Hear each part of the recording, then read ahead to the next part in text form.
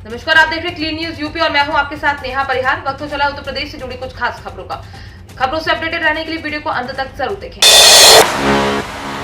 भाजपा के पक्ष में आज माहौल बनाएंगे पीएम मोदी, सीएम योगी और पूर्व सीएम अखिलेश की भी सभाएं। कौशाम्बी के बाद अब प्रधानमंत्री नरेंद्र मोदी बृहस्पतिवार 24 फरवरी को प्रयागराज पहुंच रहे हैं। यहां प्रयागराज की सभी 12 विधानसभा सीटों के साथ ही पड़ोसी जिले प्रतापगढ़ की 7 सीटों के भाजपा और उसके सहयोगी दल के उम्मीदवारों के समर्थन में वो फाफामऊ में चुनावी सभा को संबोधित करेंगे। उनकी सभा दिन में 2 बजे शुरू होगी।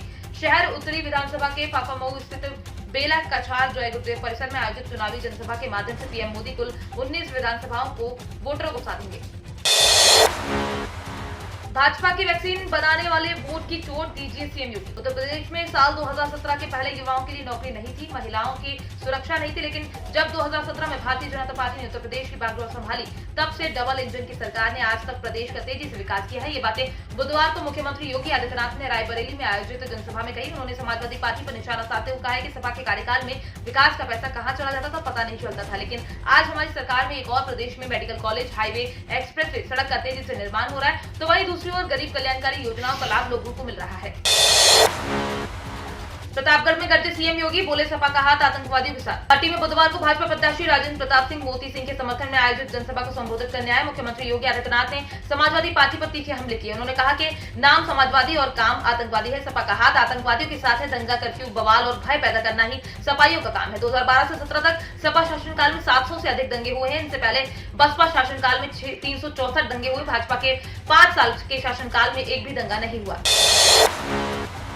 माफियाओं के खिलाफ यूपी सरकार का कार्रवाई जारी। मुख्तार अंसारी की 2.15 करोड़ की बेनामी संपत्ति हुई कुर्क। प्रदेश सरकार के द्वारा माफियाओं के खिलाफ बुलडोजर की कार्यवाही रुकने का नाम नहीं ले रही। ताजा घटनाक्रम में बुधवार को आईएस 191 गैंग के लीडर गैंगस्टर एक्ट की धारा 14A के आरोपी मुख्तार अंसारी की गाजीपुर में एक प्रॉपर्टी जिसकी कीमत 2 करोड़ 15 लाख बताई जा रही है, उस प्रॉपर्टी को जिला अधिकारी के आदेश पर क्षेत्राधिकारी, सदर, तहसीलदार, सदर के साथ भारी संख्या में पुलिस फोर्स कुर्क करने का काम की है। बताते चले मुख्तार अंसारी के दर्जनों प्रॉपर्टी गाजीपुर जनपद में कुर्क की गई है। अभी पिछले दिनों मुख्तार अंसारी के गजल होटल के नीचे हिस्से में करीब 17 दुकानें थी, उसको कुर्क करने का काम किया गया था।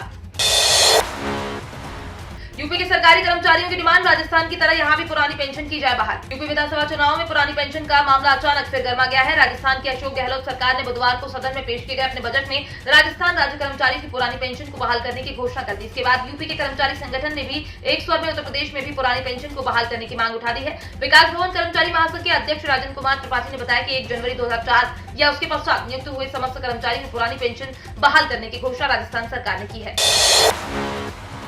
यूपी पुलिस में 2430 पदों के लिए आवेदन की तारीख बढ़ी। अब इस तिथि पर करें अप्लाई। उत्तर प्रदेश पुलिस भर्ती की तैयारी में जुटे उम्मीदवारों के लिए काम की खबर है। उत्तर प्रदेश पुलिस भर्ती और पदोन्नति बोर्ड ने यूपी पुलिस में वर्कशॉप स्टाफ, असिस्टेंट ऑपरेटर और हेड ऑपरेटर के कुल 2430 पदों पर भर्ती के लिए आवेदन की आखिरी तारीख बढ़ा दी है। बोर्ड द्वारा इन पदों के लिए आवेदन की अंतिम तिथि बढ़कर अब 15 मार्च कर दी गई है। साथ ही इसी नई तारीख तक उम्मीदवारों को आवेदन की प्रक्रिया के अंतर्गत शुल्क भुगतान भी करना होगा।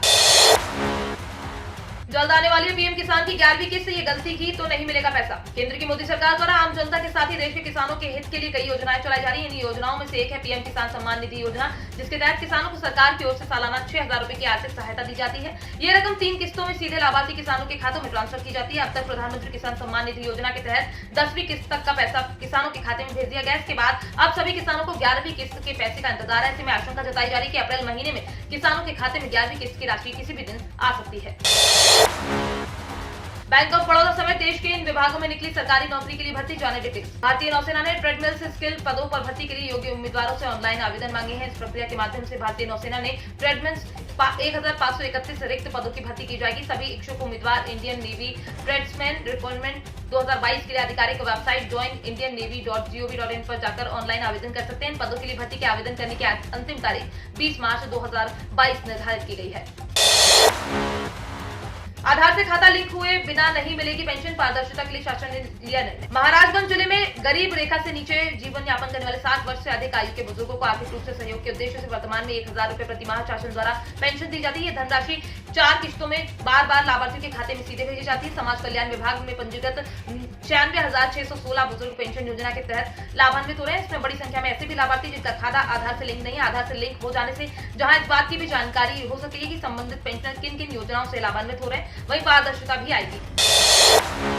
यूपी में बारिश को लेकर चेतावनी जारी, जाने अगले 4 दिनों तक कहां-कहां गरजेंगे बादल। यूपी में आज से कई जगहों पर बादल छाने लगे हैं। भारतीय मौसम विभाग के अनुसार आने वाले 4 दिनों में पश्चिमी यूपी में बारिश की संभावना है। वहीं पूर्वी यूपी में 25 और 26 फरवरी को बारिश हो सकती है। इसे लेकर मौसम विभाग ने अलर्ट जारी किया है। इस दौरान मध्यम रफ्तार से हवाएं चलेंगी। दूसरी तरफ तापमान के बढ़ने का सिलसिला जारी है। प्रदेश में जहां अधिकतम तापमान 30 डिग्री सेल्सियस के करीब पहुंचने वाला है, वहीं न्यूनतम तापमान 5 डिग्री सेल्सियस के पार पहुंच गया। ठंड और कोहरे से राहत है। आइए जानते हैं कि आज यूपी के बड़े शहरों में मौसम कैसा रहने वाला है। लखनऊ में आज अधिकतम तापमान 29 और न्यूनतम तापमान 16 डिग्री सेल्सियस रहने का अनुमान है। मौसम साफ रहेगा। वायु गुणवत्ता सूचकांक संतोषजनक श्रेणी में 96 दर्ज किया गया है। तो ये थी दिन भर की 10 बड़ी और अहम खबरें। खबरों से अपडेटेड रहने के लिए क्लीन न्यूज यूपी को सब्सक्राइब करना बिल्कुल ना भूलें और आप न्यूज कहां से देख रहे हैं कमेंट में जरूर बताएं और वीडियो को लाइक भी करें।